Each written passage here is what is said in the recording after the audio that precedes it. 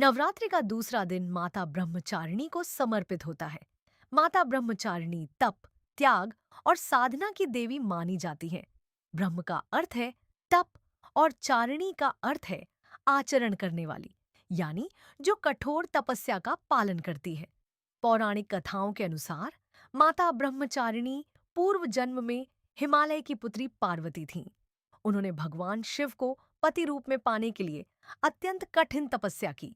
कहा जाता है कि उन्होंने हजारों वर्षों तक केवल फल और फूल खाकर जीवन व्यतीत किया और बाद में कई वर्षों तक केवल सूखे पत्तों पर निर्भर रहीं।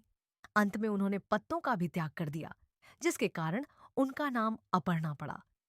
उनकी इस कठोर तपस्या से सभी देवता और ऋषि मुनि आश्चर्यचकित हो गए।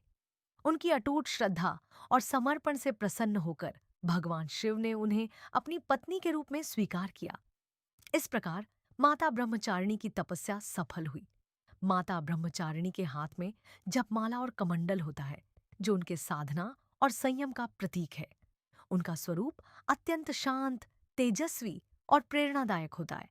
नवरात्रि के दूसरे दिन माता ब्रह्मचारिणी की पूजा करने से जीवन में धैर्य, आत्मविश्वास और संकल्प शक्ति बढ़ती है। जो भक्त सच्चे मन से उनकी आराधना करता है, उसे कठिनाइयों का सामना करने की शक्ति मिलती है और सफलता प्राप्त होती है। इस दिन हमें यह सीख मिलती है कि जीवन में लक्ष्य प्राप्त करने के लिए कठिन परिश्रम, संयम और विश्वास आवश्यक है। माता ब्रह्मचारिणी हमें सिखाती हैं कि सच्ची भक्ति और दृढ़ निश्चय से हर असंभव कार्य भी संभव हो सकता है।